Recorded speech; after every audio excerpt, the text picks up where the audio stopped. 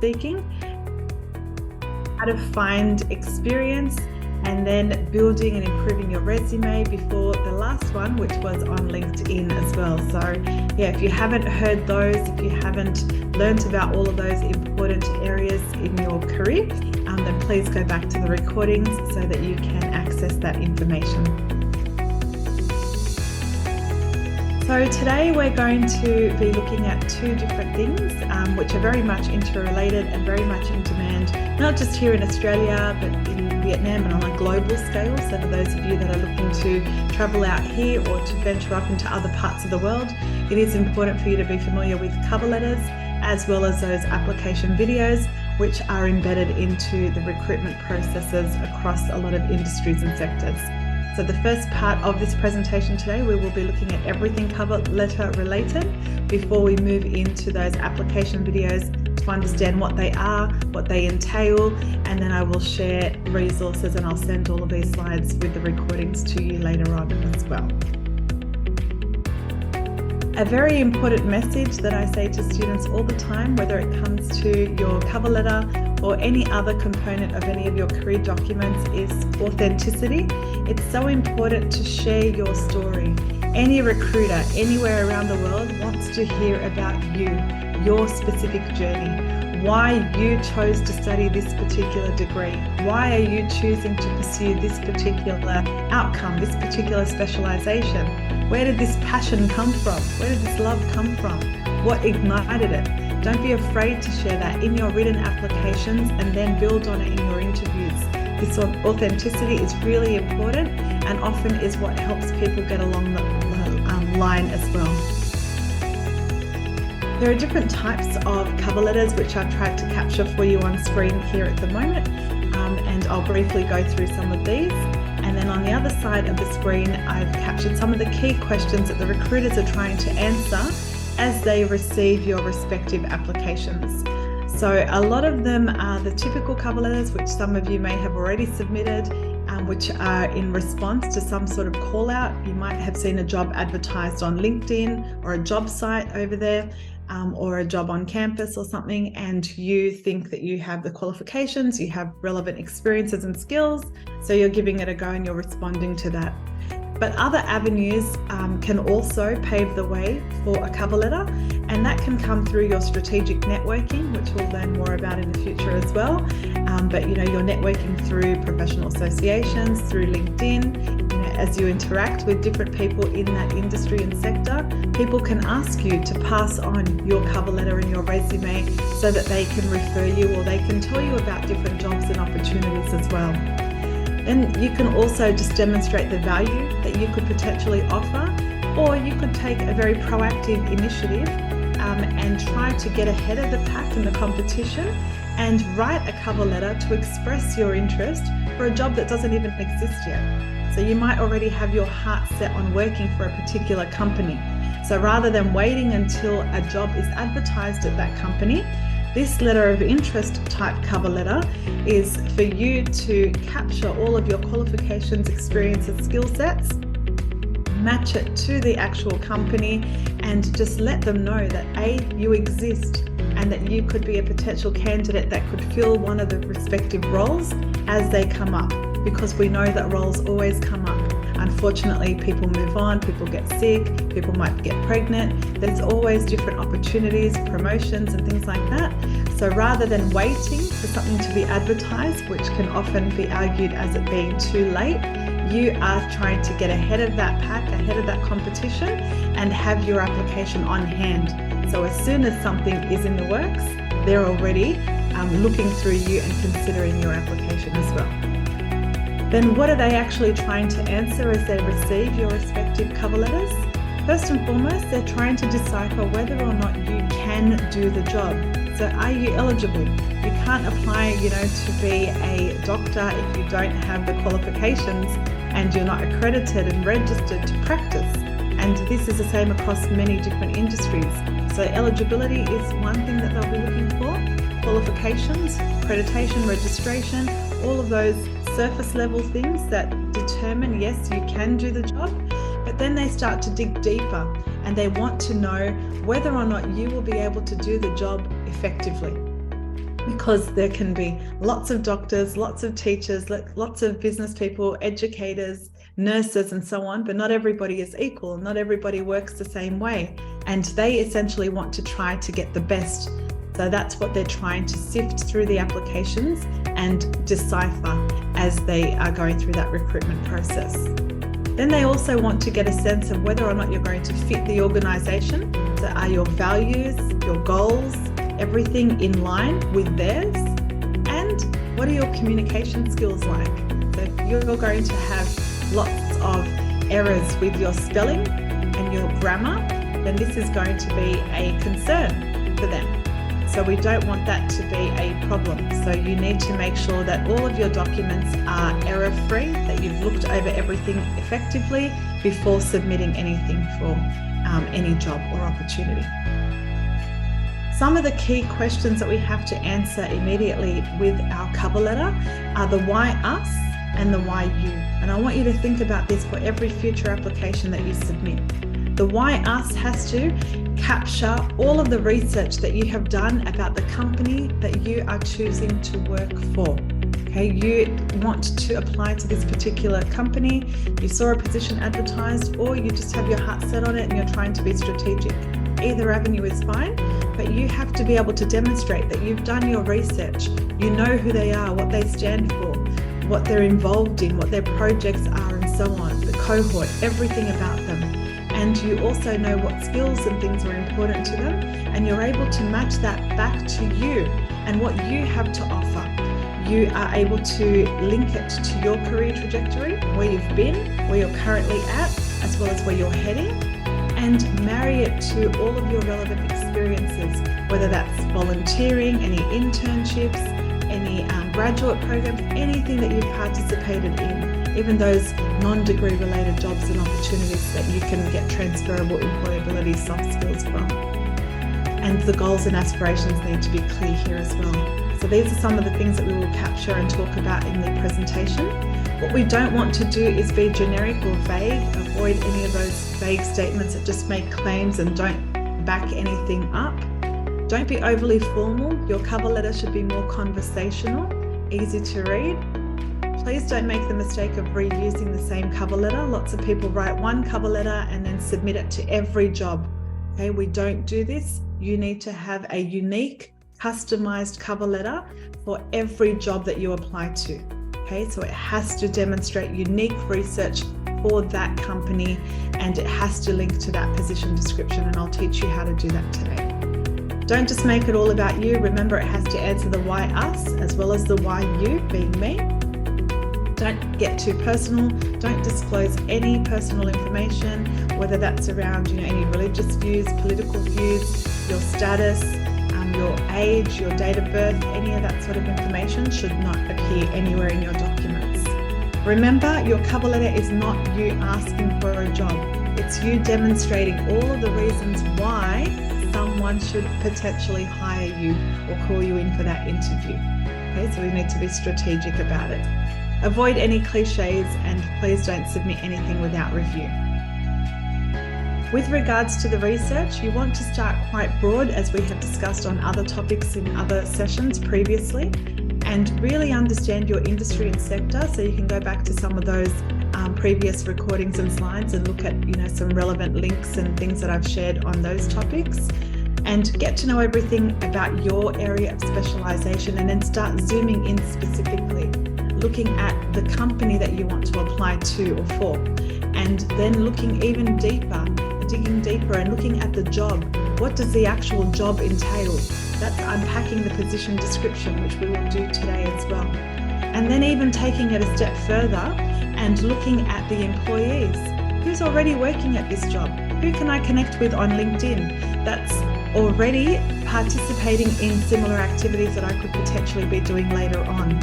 And who could I connect with and do an informational interview with or a coffee catch up with to learn more about the recruitment process, to learn what a typical day or week might look like, and get all of this valuable information and insight that will help me with my own recruitment process. What I'd like you all to do here, and the girls are going to help by putting some of these links into the chat for me, is to do a job search. So it doesn't matter which site you use. I don't have a preference. You can use any of these. But what I'd like you to do is to just find one job, one degree-related job that aligns with something that you are hoping to do post-graduation. Okay, so once you finish university, finish all of your studies, what's the end goal for you? What's something that you would love to be working in and where? And find just a position description that sort of aligns with that, and keep that position description, that job advertisement, open, because we're going to refer to that for one of the activities later on. And whilst you're doing that search, I want to teach you the process of unpacking the position description, because this is going to be so valuable for you when you are writing any cover letters in the future.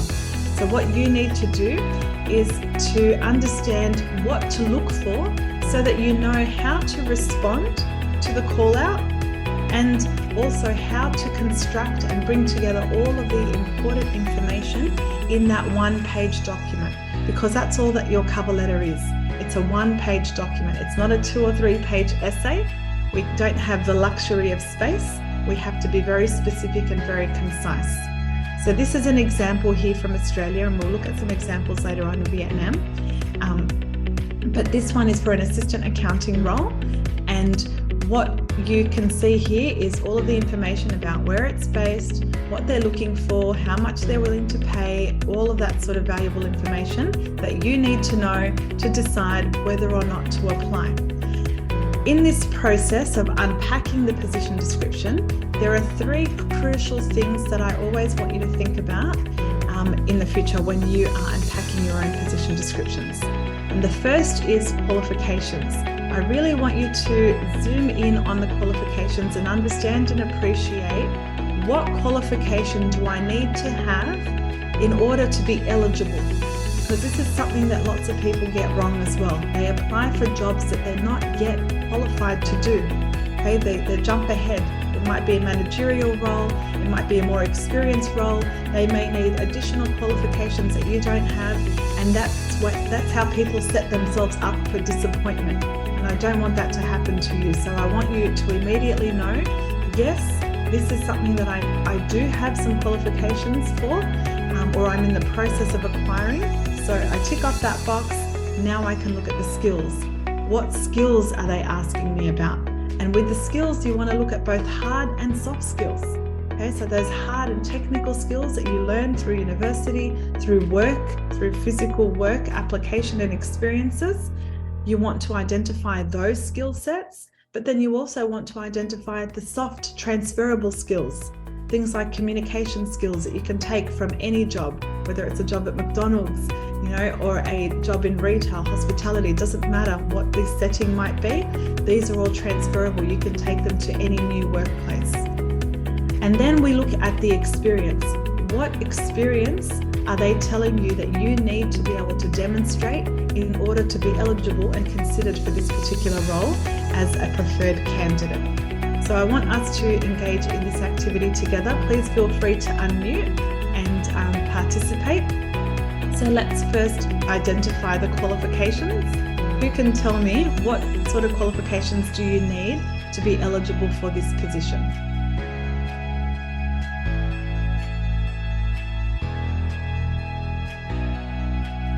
For a recruiter to consider me, what would I need to have, qualifications-wise?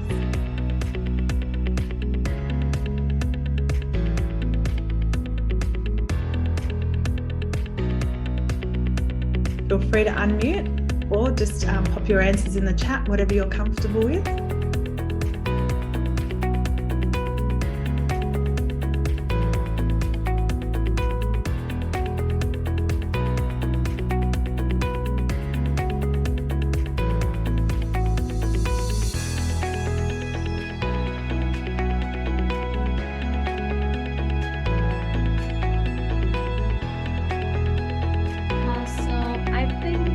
Qualifications that needed would be like access skills, a degree in accounting.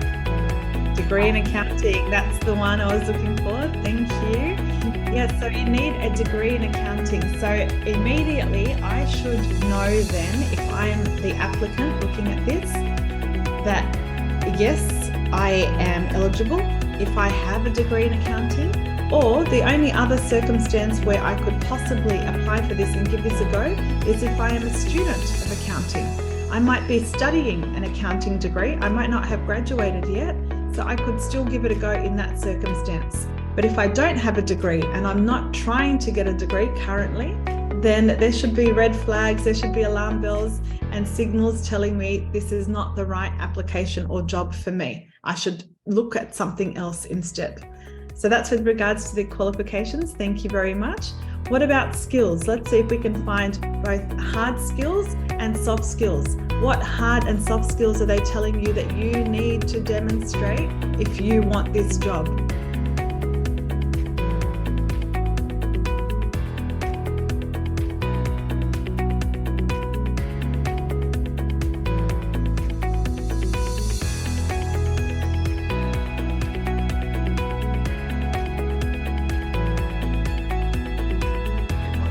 Excel skills and tax accounting experience. Excellent, well done. So that's some of the hard skills. We've got the Excel, we've got the tax accounting experience as well.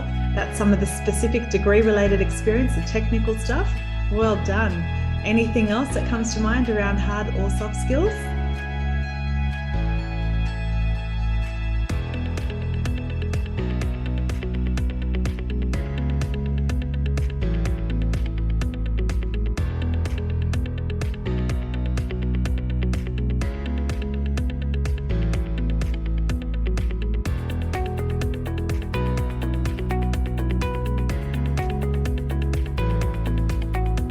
And see how you have identified some of those components from here.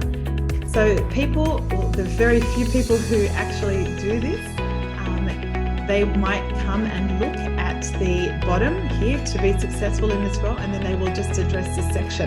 But what you really need to do if you're going to unpack the position description or the job description effectively, and you want to address everything that they're telling you is important, you need to make sure that you are taking note of all of the hidden information everywhere.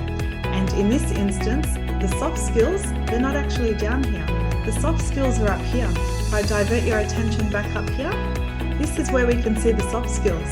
So they're telling you that it's essential that you have excellent organizational skills, and that you're able to think on your feet, and that you can problem solve, and that you can demonstrate strong communication skills. So all of those skill sets are some of those soft skills that you can talk about and write about from different contexts of work. Like I said, even from retail or hospitality, non-degree related jobs and opportunities. And addressing this is going to increase your chances of being considered for this job. Whoever doesn't acknowledge and address everything that they've listed here is not going to get that interview offer. Okay, so you need to be able to tick off as many of these boxes as possible. Everything that they're telling you here is in there for a reason. They didn't just put information there. They're trying to give you clues. You want the job? This is what you have to talk about in your application. This is what you have to demonstrate in your application. And then these are the examples that you also have to be able to back up in your interview if you want that offer at the end of the journey as well. So it's really, really important that we learn this process and that we apply it for all future applications. Then we have experience. So with regards to the experience, you've got 3 to 5 years of experience as an assistant accountant or bookkeeper preparing financial reports, right? You've also got, having an interest in agriculture would be an asset, things like that. So if you do happen to have any experience with family business, there's bits and pieces, clues here and there that will support you further to stand out as that preferred candidate.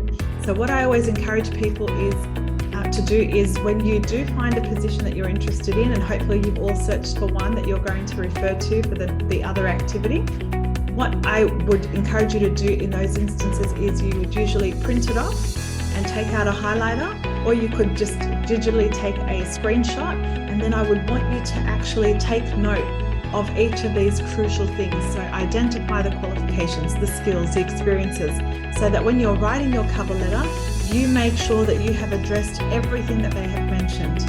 Right? You might have all these other amazing skills, They will learn about them and read about them in your profile, in your resume.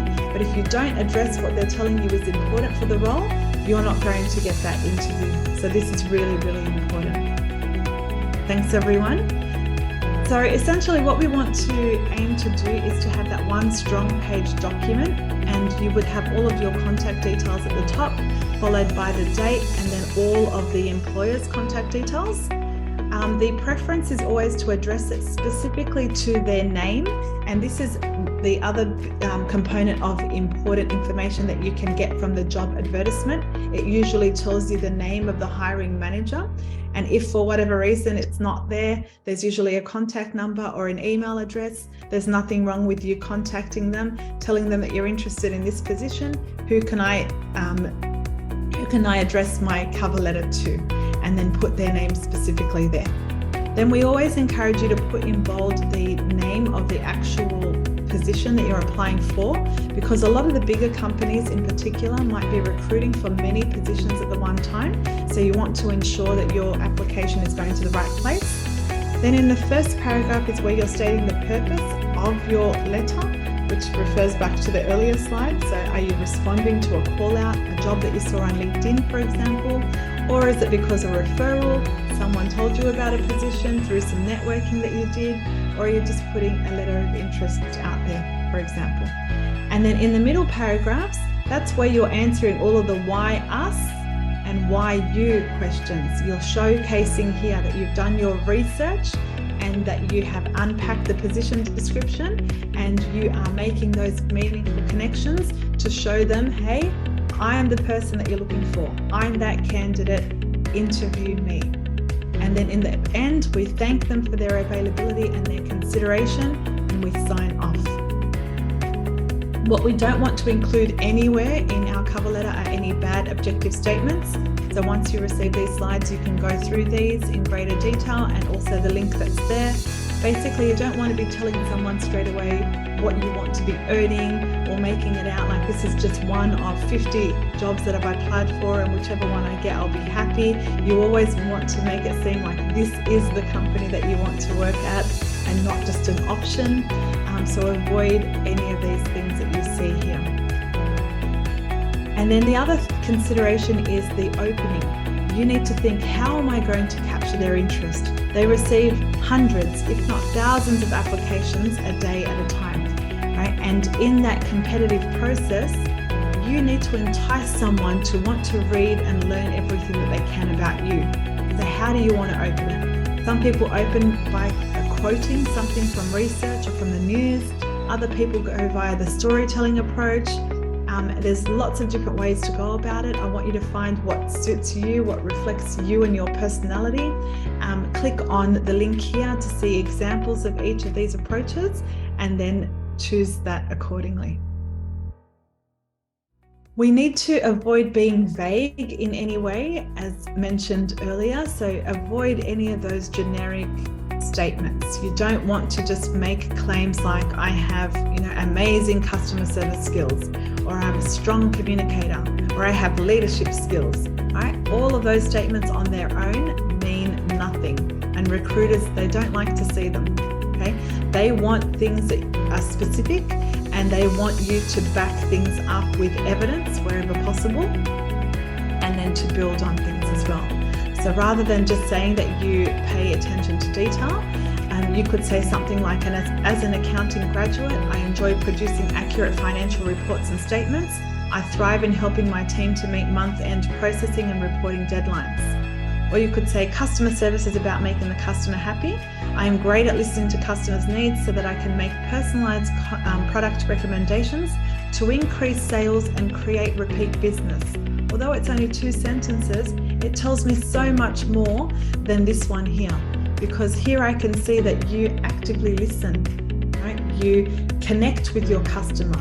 You're about that transaction, that business transaction, but at the same time about making them happy, right? And providing that service. But at the same token, you're also thinking about the company, because you want that repeat business. You want those sales. You want to meet those KPIs. So this tells me so much more about you and your skills and your work ethic than a vague and generic statement like this. And you can say something like, I aspire to work as part of an IT team where I can contribute to reliable server maintenance, responsive troubleshooting of IT issues, and robust cybersecurity within the banking sector. So always be very specific, get straight to the point, and back things up with examples. When you're doing that as well, you can also, in your research, look at competitors. So for example, in this one here, if you were applying for a job in Nike, it would be handy to look at some of the competitors, as this person has done, looking at Adidas and showcasing, as we said earlier, that authenticity. So Nike produces more basketball shoes than Adidas. As a marketing As a marketing graduate, I am one of the world's biggest basketball fans. I want to help Nike sell more basketball shoes to developing nations, one of the fastest growing markets. You can see the research is done there. You can see they love basketball. The passion is there. And then at the same time, I want to use my marketing strategies to help inspire children to take up basketball and to build community through sport. Again, the passion, the why, right? The authenticity. Nike does a much better job with community engagement compared to Adidas. So that's the kind of example that will mean more to a recruiter than the generic stuff. And then you can also give specific examples about things that you have done previously, so your own work experiences. So one of my favorite experiences as an intern at ABC Consulting was programming and undertaking testing of iPhone apps. I really enjoyed identifying bugs and creating more efficient code. Or you could say, during my clinical placement at Westmead Hospital, I really enjoyed attending to patients to make them feel comfortable. I took pride in assisting to take accurate blood pressure readings, changing wound dressings, and inserting IV lines. I loved getting to know my patients and supporting the other nurses on the team. So again, not only are you showing that authenticity and that passion about, your chosen career path, but at the same time showcasing your experiences and the skills, both hard and soft. So now let's do this activity here. What we're going to have a go at is thinking of just one skill. I know that you're all probably very multi-skilled and you have many skills that you could think of, but I just want you to think of one skill or strength and write a specific response.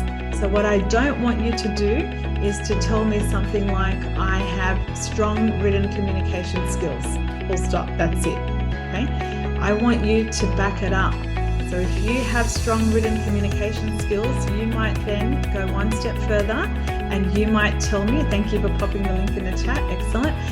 You might then tell me that you have obtained that through formal education or a short course or something that you've done specifically to develop those written skills. But then you might also talk about things like your contributions to journal articles, newsletters, blogs, things that demonstrate application of that skill as well. Okay, so I want us to be very, very specific with whatever skill set that you choose. It can be hard or it can be soft. Click on that link and then double click anywhere on screen. You get that virtual post-it note pops up. You can type your response there, mention what the skill is, back it up with some example, but be specific and concise. Remember, we are not writing an essay. So just aim for a sentence, 2 sentences, 3, nothing more than that, and getting straight to the point. Then click on publish. Everyone will be able to see it. It's anonymous, so you don't need to worry. You just need to click on the link that's in the chat to access this Padlet. And like I said, it doesn't have to be a soft skill like I just gave the example there. It might be that you are really good at something that's a hard skill, technical skill. You might be amazing with Excel. You might be really, really good at creating videos, or you might be, really tech savvy in other ways, or create infographics or whatever. It could be a whole range of different things. Everybody has different skills and strengths, and they all serve different purposes across different industries. So I want you to think about what's something that you could potentially talk about and identify in your own career trajectory, and just mention one of them here. I'll give you a moment or two to work on that.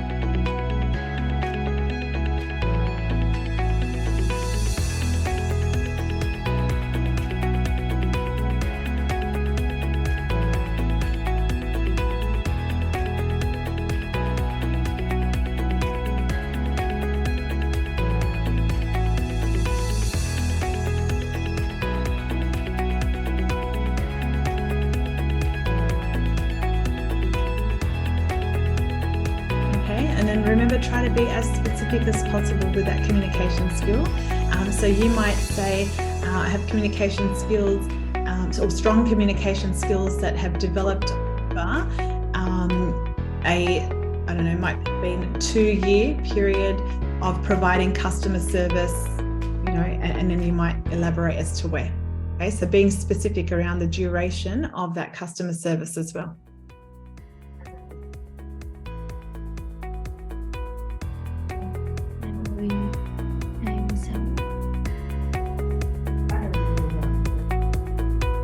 So wherever possible, we always want to be very specific. You can mention dollar signs, numbers, you know, the cohort, the specific cohort, KPIs, all of those different things in your resumes, as we talked about previously, and then also in your cover letter.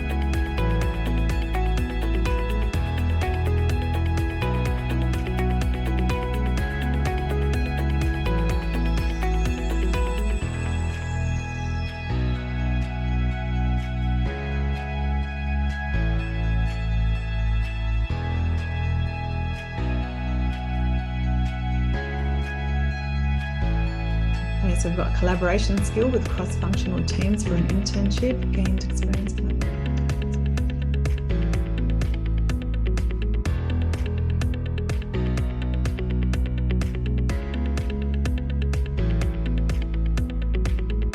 Excellent. So using percentages, talking about your impact, being specific, that's what you want to do here.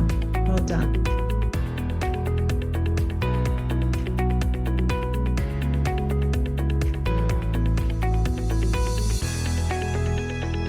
And I love that you haven't just lectured at, you know, cross-functional teams or diverse teams, but then you specified, you know, who you worked with. So that showcases, you know, additional bits of information. So you've got experience working and collaborating with HR, with marketing, with planning, which is fantastic as well. Well done. And then, yeah, your impact is highlighted at the end. Efficiently under pressure.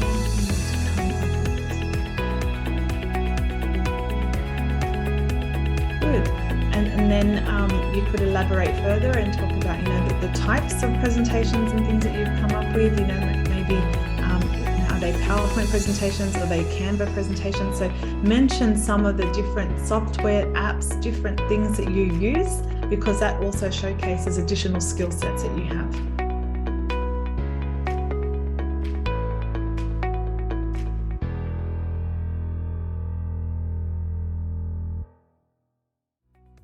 Excellent. Keep them coming, guys. We can move on. We've got plenty more still to get through. So I won't take too long on this one.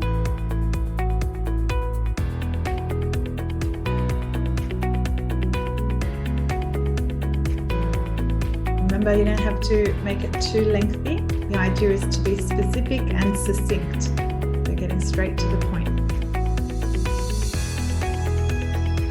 Good. So strong written communication skills strengthened through the newsletters. Excellent. Also writing articles for university news. Fantastic. And social media content that resulted in more than 100 engagements per post. Fantastic. So see how you're backing it up with evidence? That's exactly what we want. Well done.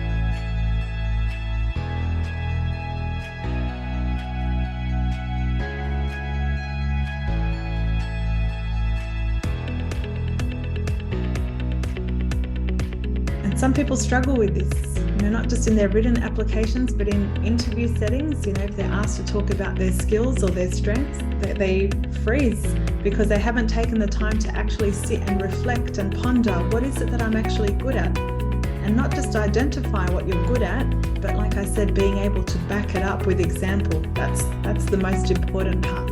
Not just making a claim, but following it up. So a bit of homework for you all is to go and do some further reflection and think about your own individual skills and strengths.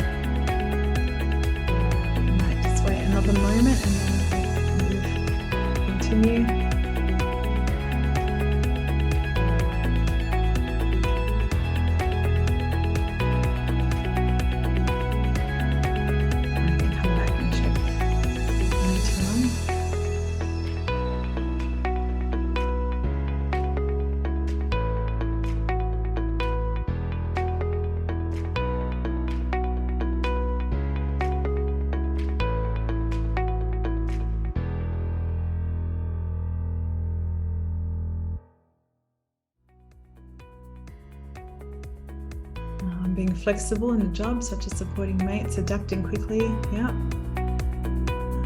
Soft skill. Good, but I also want you to think, how can you demonstrate that flexibility and that adaptability and that resilience? So it might be, for example, that you engaged in some upskilling, or that you had to do some additional self-learning, or some professional learning, or put your hand up for specific activities and things like that. So just try to be a little bit more specific, but that's good too. 6 months of experience as part-time sales staff, 100% customer satisfaction, reduce 30% FE. Good. Well done.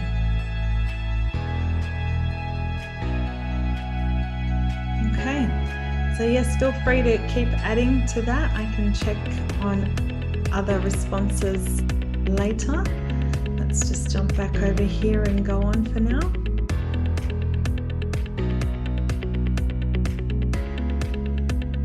Okay, let's see. Yeah, okay.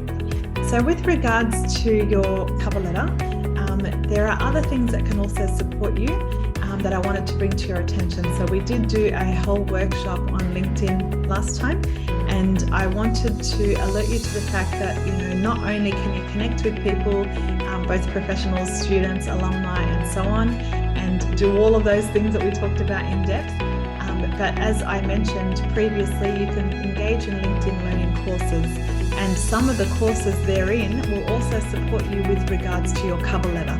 So if you do a search, as I did, and just type cover letter, you will see a whole range of different courses that will pop up, some about writing the cover letter, others about tips, and so on. And then you can go through, look at some of the popular ones and engage in different ones there. So that's an additional tool to support you with regards to everything that we've spoken about so far today.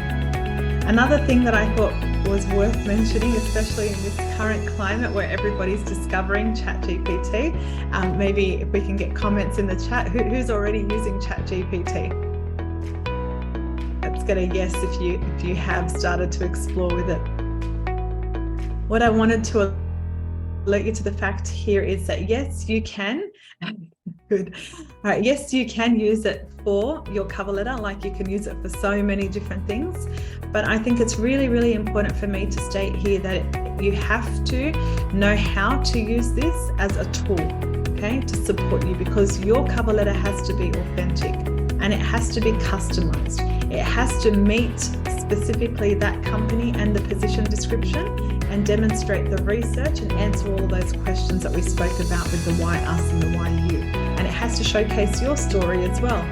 So in order for it to do that, if you're going to try to use a tool like this to support you, you have to put information into it. So this was just, cover letter, so you can see it's very generic, but you have to keep feeding it more information. So you have to tell it, okay, what the position description is. You would copy and paste that into there. You would have to tell it about your own experiences, your own skills, so that you can get something that's more and more customized to support you from there. So I've actually included here some different links for you to look at how best to utilize this, as I said, as a tool, not as something that's going to write your cover letter for you, because if you want to be successful, you need to write your own cover letter. This will just support you, just like LinkedIn will support you, just like my slides and my advice will support you as well. Now let's look at some different examples from Vietnam. So this is an example of a poor example. So something that we don't really encourage you to do, and this is because it's lacking a lot of those things that we spoke about previously. It doesn't really have that captivating opener. It's not addressed specifically to a hiring manager. It doesn't answer the why us. It doesn't demonstrate a lot of research about the company, the actual company, and it doesn't really showcase a lot of things about this person's individual career trajectory, and it's not making those meaningful connections back to that position description as well as the company as well. So it's more on that generic side, the very basic side, and it's telling us the bare minimum. So we don't want to aim to write a cover letter like this. These examples are better, So just showing you these. I'll leave these on the screen for a moment. So you can see here, these ones have a little bit more information. They're answering more of those questions and those sections that we spoke about today. So yeah, I'll just leave them up there for you to have a look at.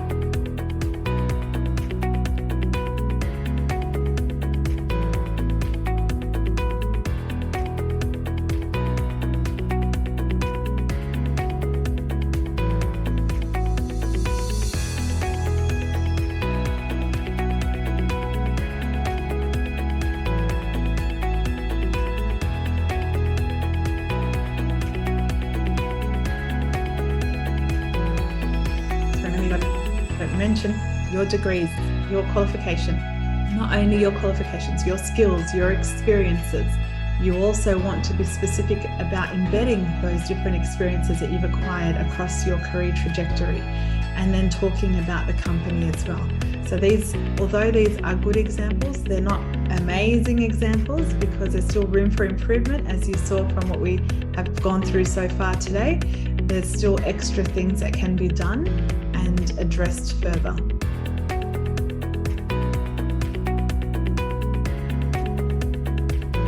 And then there's another one there, and as I said, we will share all of these slides with you, so you will all be able to you'll all be able to go through all of this in greater detail later on also. Now, what I'd like you all to do, if you haven't already done so, is to bring up that position description. You don't need to share it with any of us, but you do need to have it open and handy because for the next activity, you are going to be looking at your own position description, because I want you to get the most out of this workshop today. And by you looking at something that's relevant to what you're studying and what you're pursuing, it will make it even more meaningful for you.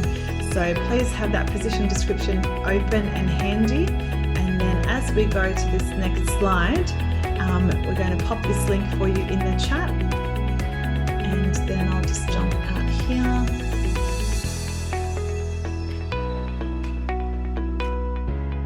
And then you'll see this time on the screen, there's a whole range of different columns. And what I want you to do is to look at your own position description and to focus on these key areas for unpacking the position description. And then I want you to just very briefly, as I have done, brainstorm and list the things that the recruiter is telling you, or the employer is telling you they're looking for. Okay, so remember, we did this as a joint activity for the one that I showed you earlier for that assistant accounting role.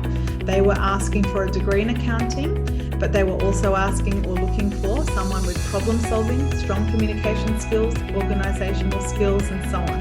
Okay, and then experience-wise, they wanted 3 to 5 years of experience in bookkeeping, MYOB, tax assistant, as well as Excel. And then for the meaningful connection, that's the column where it's not about what they're asking for. This is where I now think about me. Okay, how am I going to demonstrate that I tick off as many of these boxes as possible? Okay, so this is a step after the research, after the unpacking of the position description. I brainstorm to build so that I know what I'm going to talk about. Maybe I have a degree, so I can talk about my degree.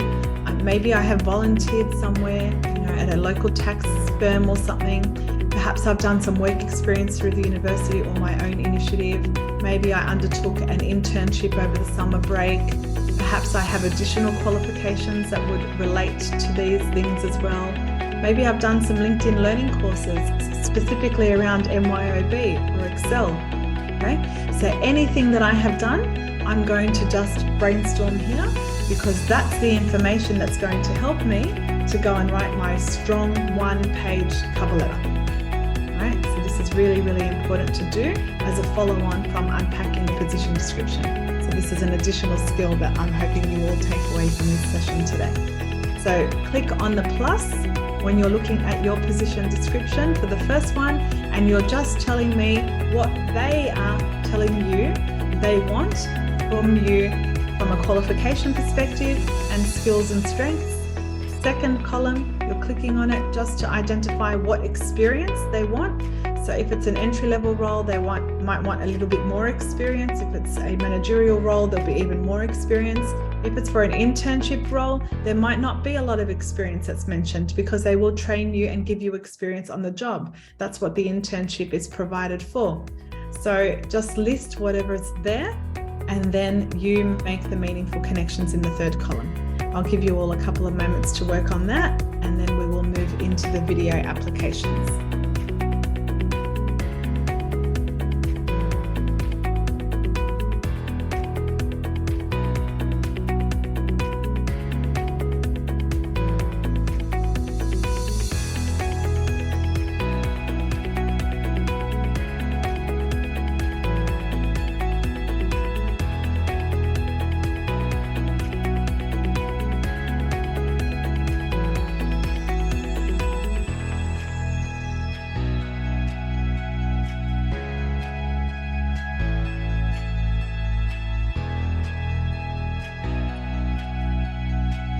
So remember, you're looking at your own position description, whatever you looked for now. It might be a HR role, it might be a marketing role, it might be a business analyst role, whatever you're looking at specifically, whatever's captured your interest. What degree do they want? Sometimes it's just a bachelor's degree, sometimes they want a master's degree from you. Sometimes they haven't specified, because they're open to more than one background, more than one degree. So have a look at what they've mentioned. Could be or something related like this one here. Someone's just put bachelor's degree in business, marketing, or related field required. Fantastic. And now what do they want from an experience perspective? And then how can you tick off those boxes?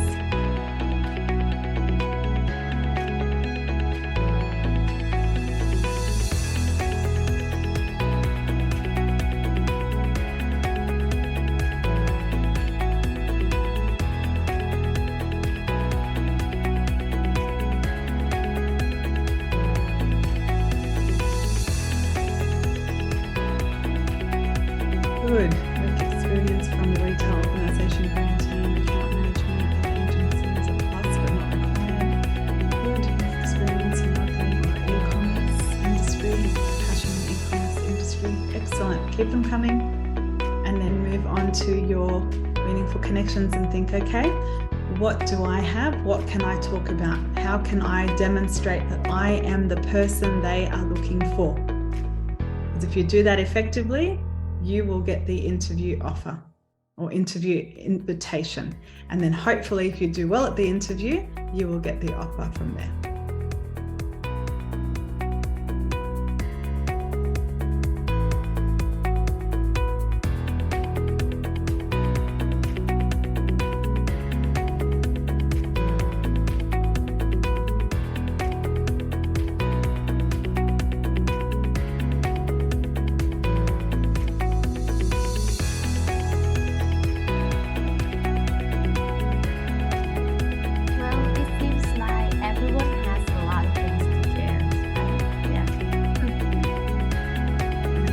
International business. Good. And then think about any relevant experience that you've had that you could talk about as well, because they've also mentioned experience. So you include not just a degree, but include the experience that you've acquired that you can mention.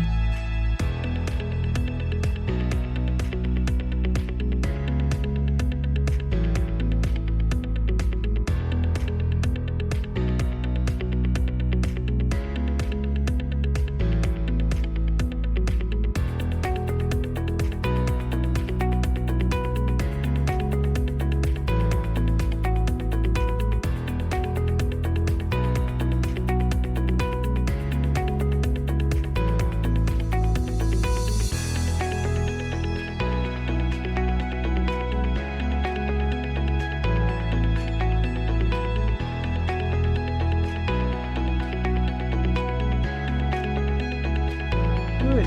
External relations, intern, NGO, accounting, finance, economics, related fields. Good. And remember, with your experience, try to be as specific as possible. Mention the different types of experience, durations of the experience. Good. Excellent. I love that. Also, 6 months of experience working as an insurance salesman. Being very specific. Well done. The message is getting across. Excellent.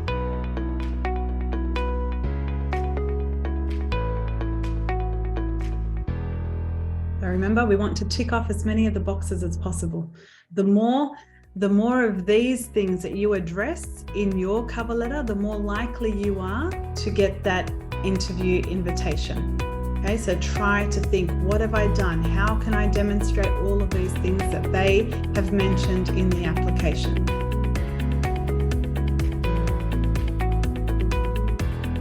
Everything else you have to offer is just a bonus. They'll read it, they'll see it in your resume, they'll see it in your profile, but you have to address whatever's in that position description, and you have to also demonstrate that research. Good. Just another minute or two and then we'll move on.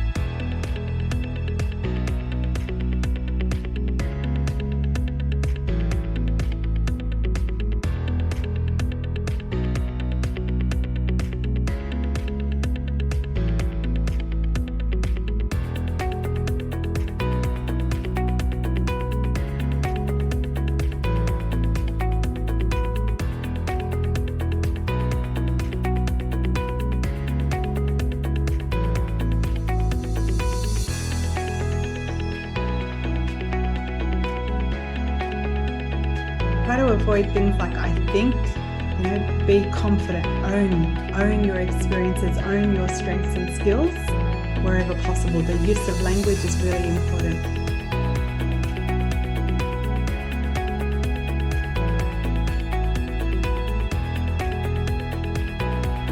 Good, 6 months of part-time sales staff member, good. And then the languages, bilingual, excellent. Good. Well done. Excellent. Fantastic. Keep them coming.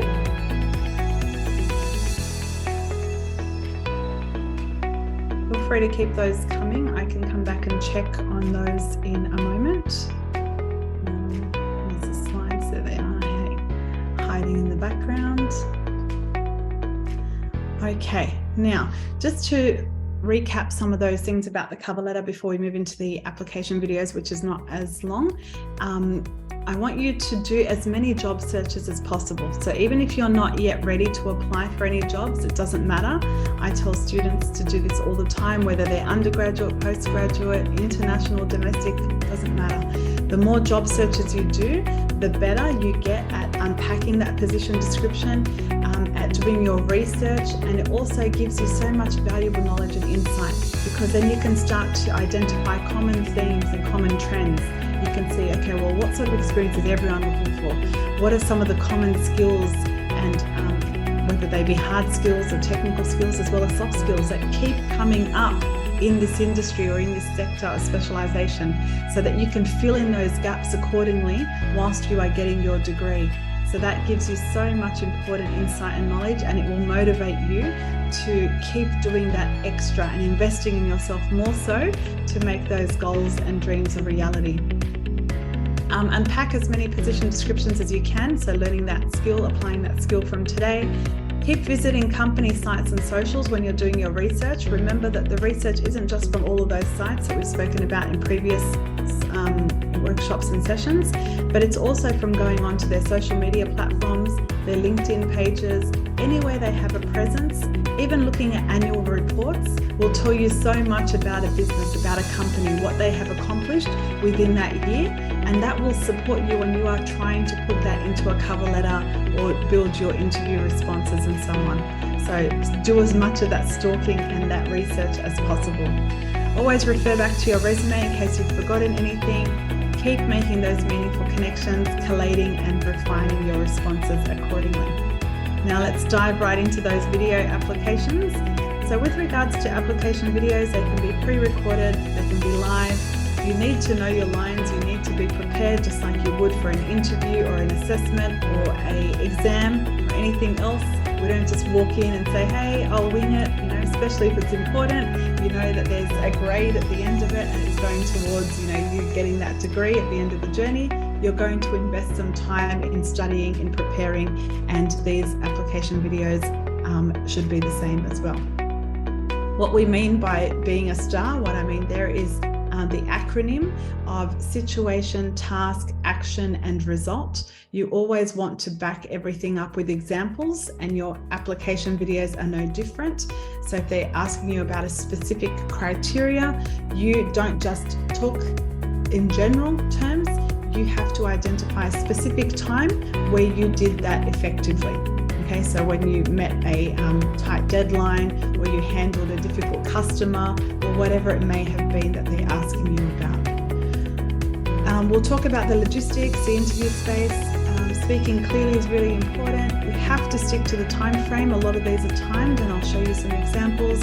We want to be concise and succinct, just like in our written application, and authenticity is just as important here as well. With a lot of the pre-recorded platforms, as I said, this is happening on a global scale, not just here in Australia, everywhere, and especially for those big companies, for internships, graduate programs, entry-level roles, and so on. It's supporting them to sift through hundreds, if not thousands, of applications at a time.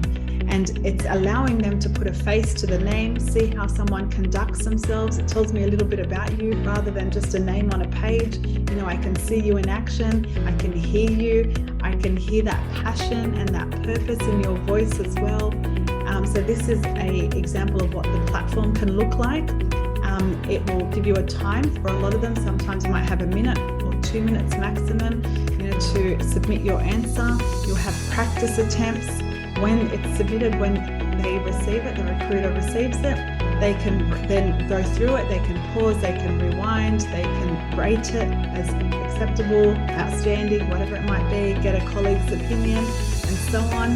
This helps speed up the whole recruitment process.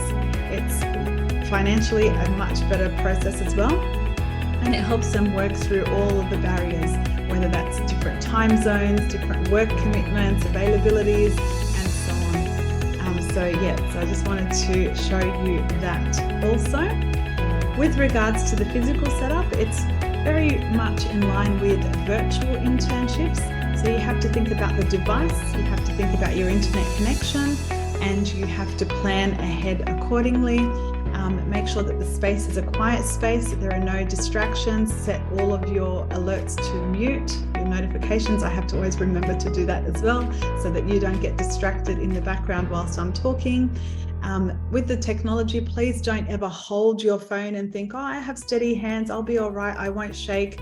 You'll naturally get nervous, you'll get tired, and you'll start to shake, and that's all that they will see in the recording. Always use a stand. If you're going to use your iPad or a laptop, elevate it. We always want to be speaking to people at eye level, not looking down and not looking up at them. That's very important as well, as if you are sitting with them in the same room. And then think about the lighting. Make sure you're not appearing as a shadow or as a bright light, as we've seen time and time again. Think about the microphone, test it ahead of time. People have to be able to hear you clearly. If you are going to use speakers or headphones, make sure they don't rub against any of your clothing, because it will pick up background noise, and all of that muffling will interfere with what you're saying, and then you can miss the opportunity as a result. Frame yourself accordingly, like I have here. You do not need to frame your whole body. I've seen people stand 20 meters away and you can barely make out the person at all.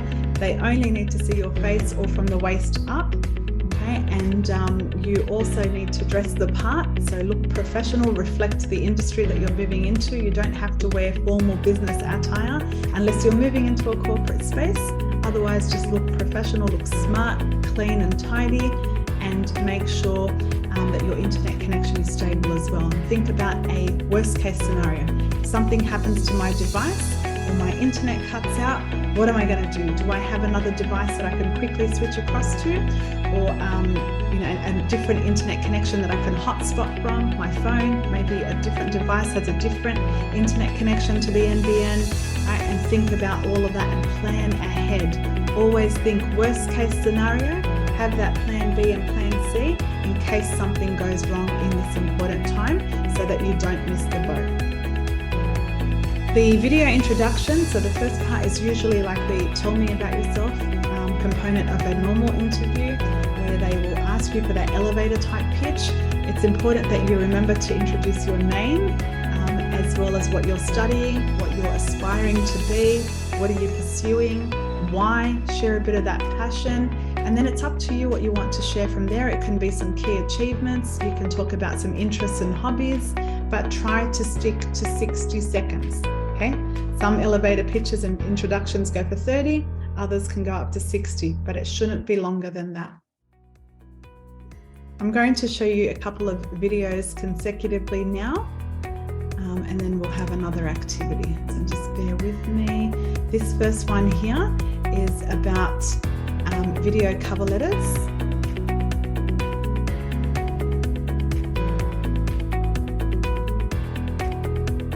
If you're going to create a successful video cover letter, it's important that you understand the steps involved and carefully plan what you're going to say and how. Keep it brief and to the point. A 1-minute video or less is enough. Highlight the most important points the employer needs to know. Show your personality. Companies will hire you not only because you have the right qualifications, but also because you're the right fit for the job. Write an awesome script and place it on our Script Assist feature. Practice reading your script over until you're comfortable with what you're going to say. And remember, you sound more natural by not speaking too fast. To shoot the video, use our Create Video feature, a webcam, or a smartphone. Use a room with good lighting to improve visibility. Rid the room of any items that may be a distraction to the viewer. You don't want waste paper or objects lying around. Dress appropriately like you would in a normal interview to make a good first impression. Sit in a good posture, and if you're standing, stand upright without hunching or fidgeting. Show from chest up for a good view of your face and body language. Okay, setup is finished and you're ready to shoot the video. Firstly, introduce yourself and position you're looking for. Give a brief summary of your past experience and achievements. Talk about what makes you stand out in your current position, what makes you unique, and why you're a terrific person to work with, why you think you're the right fit for the job, and why the employer should hire you. What value will you bring to the organization if hired? Finally, you close with a convincing ending statement. So be creative. Make a video cover letter that stands out from the rest, and have fun doing it. Now go get that dream job today. That's the objective. Now let's look at this next one, which is an example of a quick 30-second elevator pitch.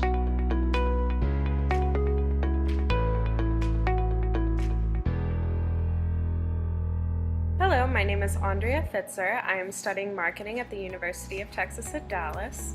I am a member of the American Marketing Association and Alpha Kappa Psi, both of which are dedicated to shaping future business leaders. I hope to incorporate my business knowledge into consumer trend analysis and strengthening relationships among consumers as well as other companies. I am savvy, social, and principled, and have exquisite interpersonal communication skills. I know that I can be an asset in any company and or situation, and I hope that you will consider me for an internship or job opportunity. Thank you so much. That one's a short 30-second elevator pitch. And then this one is an example of a cover letter video application for a company called Lush. Hi, my name is Dominique Palafox. I'm applying for the sales associate position at Chadstone. So I've been in retail for over 4 years, and I'm completely available whenever you guys need me. A little bit about me, I've been... Oh, okay, it's skyrocketed. I sold out my entire collection in under 2 minutes. minutes. It's literally that easy. Just start your own business. For about 2 years, and I'm very much into minimal and zero waste, so only buying what I really need and not contributing to the dying planet. And I love supporting companies that give back to the community, and it's something that everybody should be doing, and it's really important. I'm also fluent in English and Spanish, so I'll be able to talk to a variety of customers. And I've been actually using Rush since 2007, so I've used a lot of your guys' products. I know all about your hair, face, and beauty, and all that jazz. So yeah, I think that I would be a good fit because I know a lot about the products, and I know that Rush strives to have a very casual and friendly conversation with employees going. Even if they don't end up buying anything, I think it's important to at least have the customer have a really good experience while they're at Rush. And yeah, I really look forward to speaking to you guys soon. Bye. Okay. And then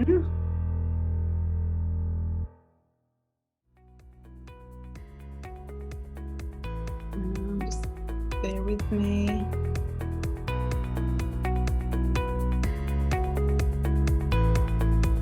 Okay.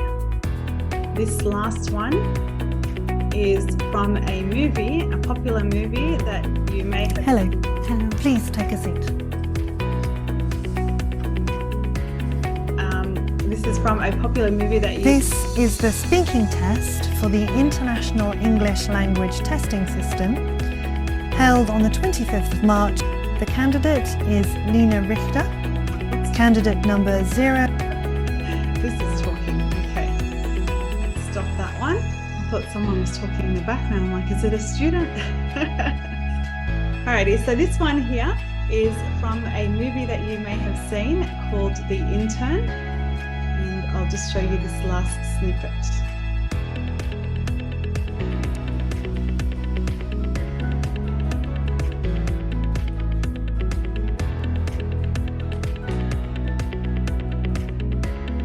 So here I am, applying to be one of your interns, because the more I think about this idea, the more tremendous I think it is. I love the idea of having a place I can go every day. I want the connection, the excitement, I want to be challenged, and I guess I might even want to be needed. The tech stuff might take a bit to figure out. I had to call my 9-year-old grandson just to find out what the USB connector was. But I'll get there, you can learn.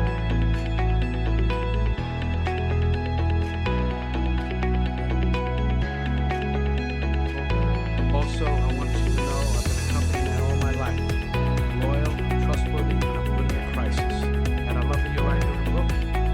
I've lived through all my life, and lately I feel I may not be hip enough. So this could help with that too. I read once musicians don't retire. They stop when there's no more music in them. Well, I still have music in me. I'm absolutely positive about that. Alrighty. So now let's just jump back here. So I just wanted to share a couple of different examples with you, and as I said, we'll send you all of the slides. I'll share them with the team and they will pass them over to you after today's session, and you'll be able to re-watch all of those videos, go through all of the resources and access all of the links and things therein. What I thought we could do now is to have a go at the elevator pitch. So we're going to pop people into breakout rooms, and this is a fun, informal activity. No one is getting assessed on this or anything like that. This is just to help you get a feel of how to introduce yourself, how to share an elevator pitch, which is not just important for interviews and video applications, but even for networking. We have to be brave, we have to step out of our comfort zone, tell people who we are, that we exist, what we're pursuing, what we're hoping to do, so that they can think of us, when different opportunities and things come up, and so that we can tap into that valuable hidden job market as well. So it's really, really important. And I thought this would be a great activity and safe space for us to be able to do this. So we're going to pop, as I said, a few of us into a couple of small groups, and everyone therein will just be able to aim for a 60-second pitch. If it's 30 seconds, it's fine. It doesn't have to be 60, but no longer than 60 is what we're aiming for. Remember to introduce your name, what you're studying, what you're aspiring to do or be, and then it's up to you what else you like to share. It might be an interest, a hobby, some amazing achievement or accomplishment that you're proud of. The ball's in your court. Okay, so I think we will do that accordingly. Let me just check and see. No, they have. Okay, so I'm just going to assign some breakout rooms. And do we have questions coming up in the chat as well?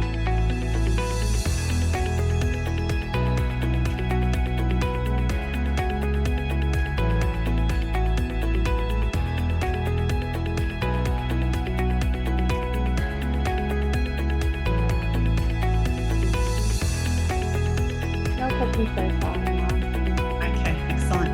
Alrighty, so we will have time for questions at the end as well, and we will wrap things up after this segment, but I've just assigned everybody randomly, not the hosts. We will come into some of the sessions and support you as well. So I'm going to open all rooms. Let's all come back here in 5 minutes or so. And then you'll all get a notification anyway, and then we'll meet back on the other side. So introduce yourself to whoever's in there with you and give everybody a chance if possible, and then look forward to seeing you all on the other side.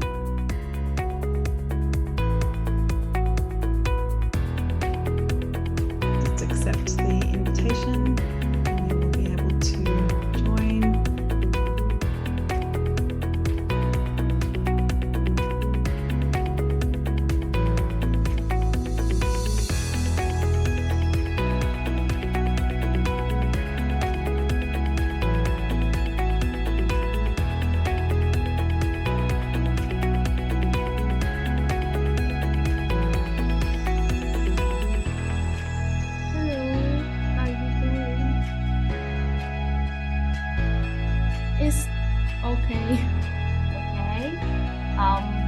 Would you like to share with me your pitch?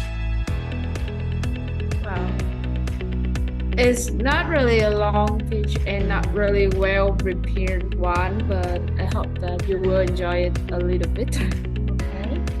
So, hello, my name is Lan, and currently I'm the student in State 2 in Western Sydney University, and my major is applied finance. I'm currently is a collaborator of Lives of Wisdom, and I am like in the course linked course for more the knowledge. Also, my experience right now is a little bit, it's not really good at all, just few experience, but I hope that I could achieve some in the future in next years, and I think that's all of my information. Okay, really nice. But I think instead of speaking about experience, maybe you should talk more about your personalities and your goals, like your mindsets in life and work. That would be better, because like experience is already listed in the CV and the cover letter, so you no need to mention it one more time. Just tell the interviewer about yourself more. Yeah, I think it's fine. You'll be okay. Don't worry. So let's return the main session, and maybe you can share your pitch to everyone. Okay. Okay. See you. Build the confidence. Try to build the confidence and have a go in other circumstances as well. Your elevator pitch is something that's like your resume and cover letter. It's a continuous work in progress. You're never going to have one that's perfect. That's it. This is the one I'm going to use each and every time. I'm going to memorize it. Right? You'll tweak it in different circumstances. You'll add to it. You'll do and say different things depending on who you are networking with and interacting with. So I do want you to think about how you're going to introduce yourself, what you want someone to take away from that introduction and from that meeting or exchange with you, how you want them to remember you, and keep refining and improving it accordingly. I've also included a link here for you to have a look at later about some things that recruiters hate to see in those video interviews, and then some additional cover letter resources for you to go along with everything else that we've covered today. And then that brings us to this important slide here, which is where we ask you for your valuable feedback. All of your feedback is always very much appreciated, so thank you very much in advance. For anyone that did have to leave already, please encourage all of those participants to also share their feedback outside of the session today. And whilst you are completing the feedback form, we are going to also open up the platform for you to be able to ask your questions. I will do my best to answer them for you, stick around and support you in any way that I can, talking about today's topics of cover letter and those video applications as well. So thank you very much, everybody. Okay, guys, please spend a few minutes to help us fill out the feedback form. We really need your suggestions and recommendations in order to improve for the next workshops, because we have a lot of events like this for you to explore new knowledge skills in the future. So please don't be shy and share us your thoughts. And during this time, if anyone has any questions for Miss Iman, you can feel free to share. And if you are shy, you can send a direct message to me, and I will read it. I'll ask it for you. Actually, Miss Iman, there are some questions a participant sent me. So the questions will be just a few minutes.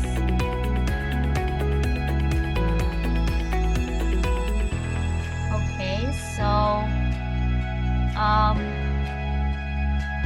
while studying in international business, which position should I apply for? Which department to intern or work part-time will benefit my CV information and experience?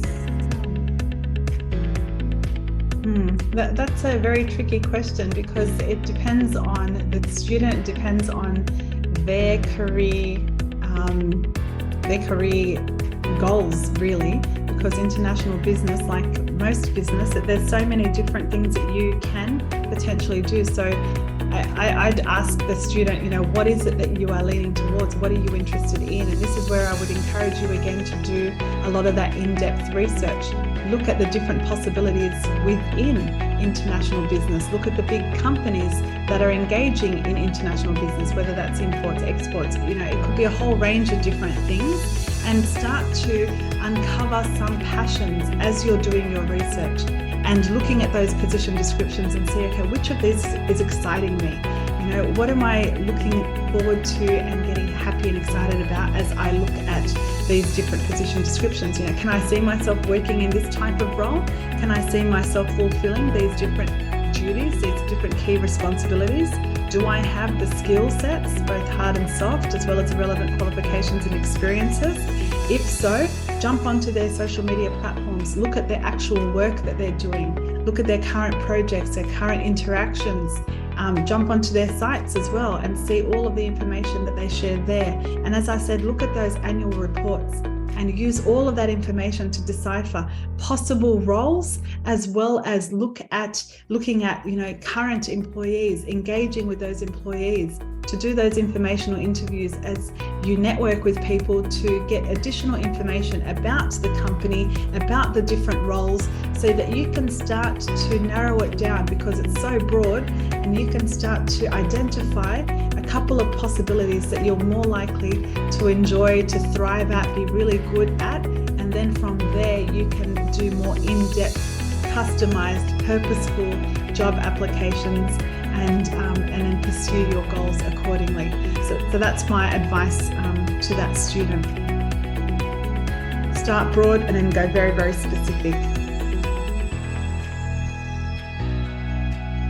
And always think about not just your passions, what you enjoy doing, but also what do you have the relevant skills, qualifications and experiences to pursue, because that's important too. We don't just want to have goals and dreams, we also want to pursue something that we are going to thrive in, something that we're going to be good at and be able to make a difference in. Thank you for the answer, and I hope that whoever asked that questions will be satisfied with the answer. Okay, so one more question before we wrap it all up. If I don't participate in many activities in university, but I have worked part-time at a company, how can I write my experience more professional? Yeah, so I don't know what the part-time role is that you're doing at the company, but definitely you'll be able to extract a lot of skill sets from there, because you will be developing both hard and soft skills from that current position.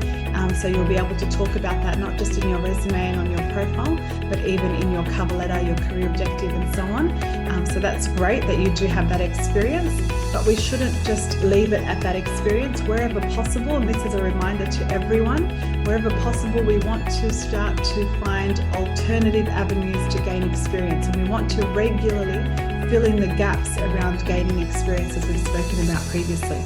There's so many ways to do that. You know, you can start, as I said, doing those LinkedIn learning courses from today.